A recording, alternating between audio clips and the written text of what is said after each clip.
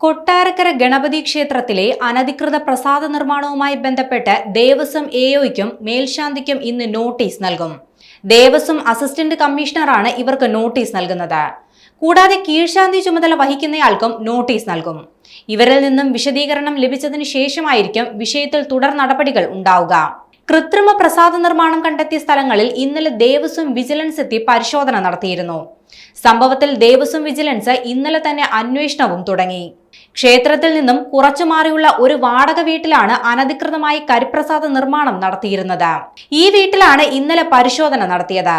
ഗണപതി ഹോമത്തിന്റെ ദ്രവ്യങ്ങൾ ഉപയോഗിച്ച് നിർമ്മിക്കേണ്ട കരിപ്രസാദം കവറുകളിലാക്കിയ കറുത്ത പൊടി ഉപയോഗിച്ചാണ് നിർമ്മിച്ചിരുന്നത്.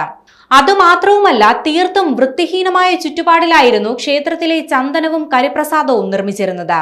ഈ കെട്ടിടത്തിനുള്ളിൽ നിന്നും ഇവ ഉണ്ടാക്കിയിരുന്ന ആളുകൾ ഉപയോഗിച്ചിരുന്ന മദ്യക്കുപ്പികളും കണ്ടെടുത്തിരുന്നു. ക്ഷേത്രത്തിലേക്ക് ആളുകൾ വഴിപാടായി നൽകിയിരുന്ന എണ്ണ, നെയ്യ്, തിരികൾ എന്നിവയുൾപ്പെടെ ഇവിടെ കൂട്ടിയിട്ടിരുന്നതായും കണ്ടെത്തിയിരുന്നു. സംഭവം പുറത്തായതോടെ ഹിന്ദു ഐക്യവേദിയും BJPയും വലിയ പ്രതിഷേധമാണ് ഉയർത്തിയത്. പ്രതിഷേധത്തെ തുടർന്ന് പോലീസ് എത്തി കഴിഞ്ഞ ദിവസം കെട്ടിടം പൂട്ടിയിരുന്നു. അതേസമയം ഇത്തരത്തിൽ അനധികൃതമായി പ്രസാദം നിർമ്മിച്ചിരുന്ന ആളുകളെ ഇതുവരെ കണ്ടെത്താൻ കഴിഞ്ഞിട്ടില്ല. സംഭവത്തിൽ തിരുവിതാംകൂർ ദേവസ്വം ബോർഡ് അന്വേഷണം തുടങ്ങിയിട്ടുണ്ട്. റിപ്പോർട്ട് ലഭിച്ചതിനു ശേഷം കുറ്റക്കാർക്കെതിരെ നടപടി സ്വീകരിക്കുമെന്ന് ദേവസ്വം ബോർഡ് പ്രസിഡന്റ് PS പ്രശാന്തും അറിയിച്ചു.